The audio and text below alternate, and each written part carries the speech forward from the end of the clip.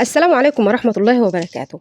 تعالوا مع بعضنا النهاردة نخزنوا شوية طماطم بطريقة حتعتمديها مش حتعملي غيرها. بصوا أنا جربت كتير جربت طرق كتير لتخزين الطماطم، ولكن الطريقة دي هي الأفضل بالنسبة لي، ولقيتها إن ما شاء الله تبارك الله هتخلي الصلصة حاجة تانية كده من غير أي إضافات ومن غير أي حاجة حتضيع طعم الطماطم، ولكن بحركات وتكات حتعجبك. يعني أنا متأكدة إن هي حتعجبك. بصوا قبل أي حاجة نحب أنا نروق على الدنيا ونروق المطبخ عشان نحب نشتغل على نظافة وعلى رواقة كده. هنجيب طماطم، يعني بصوا مش هنجيب كمية، هنجيب شوية، يعني مع كل شروة مثلا بتاعت أسبوع أروح نجيب 3 كيلو 4 كيلو 5 كيلو زيادة، لأني أنا وقتي وشغلي فمش فاضية إني أنا نجيب كمية ونطلط فيها، يعني نقعد ناخد فيها اليوم وبتاع، لا مش هنقدر.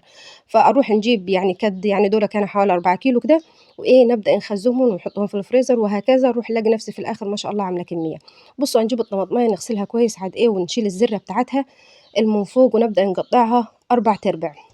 لما نقطعها 4 تربع هتسرع معايا المدة وهتسهل معايا مدة التسوية، هتخليها إيه كده سريعة بسرعة تستوي وتمام وزي الفل. تمام.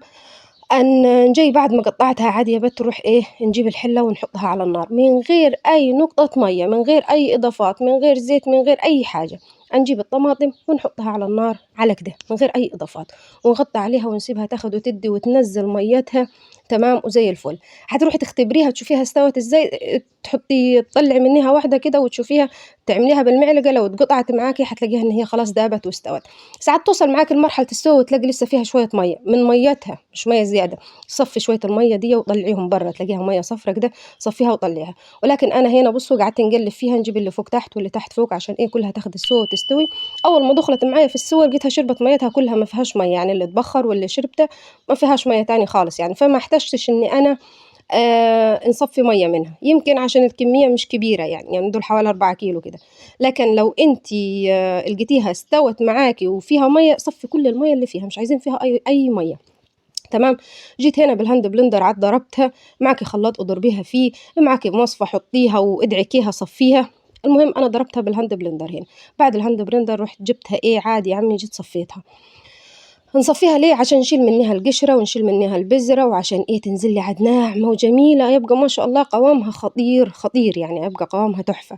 وعشان القشر والبذر دينا مش مستحبات، يعني مش حلوات في الاكل، وطعم الاكل كده يبقى طعمهم مش لذيذ. فبصوا ادي تحسيه تفل كده طالع منيها، ده احنا مش محتاجينه. بعد ما استوت وتمام وظبطناها، روحوا ايه نصفوها التصفية دي، هتشوفي عاد الجمال والدلال والدلع. واحنا لسه هنا ما خلصناش، خلوا بالكم هي ما خلاص مش اخر مرحلة دي. بصوا بعد ما تصفت شايفين ناعمة وجميلة، يعني قوامها خطير والله العظيم.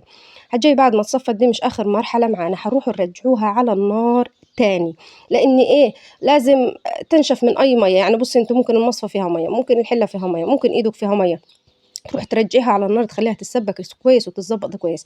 هنا أنا جيت حطيت لها معلقة ونص سكر، ومعلقة ملح، وشوية زيت كد ربع مج، أقل من ربع مج يعني.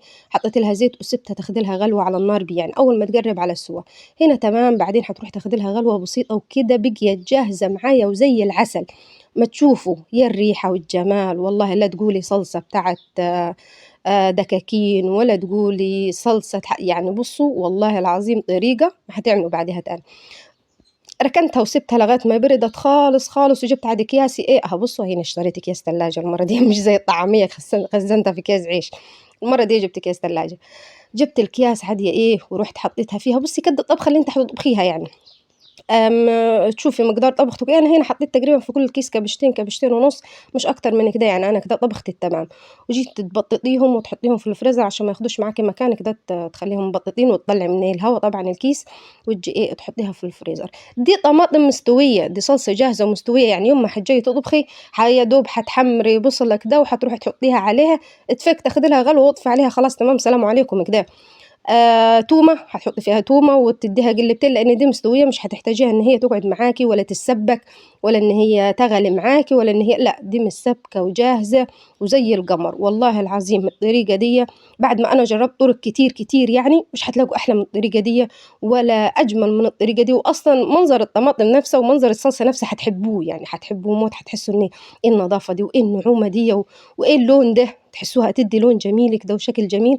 أدي هنا أنا جيت بصوا ادي حوالي دول 3 كيلو مثلا، أو 4 كيلو أنا قُلت لكم اعملوا لي 3 أكياس، 3 أكياس حلوات يعني كمان 3 طبخات ما شاء الله حلوات، وجاهزين وزي الفل. بُص هادي نبططهم زي كده نروح إيه نحطهم في الفريزر، وحنقعد طبعًا كل شروة نشتريها نجيب لي 3 كيلو، 4 كيلو ونفرزهم بنفس الشكل. لو عجبكم الفيديو اعملوا لايك وشير واشتراك، والسلام عليكم.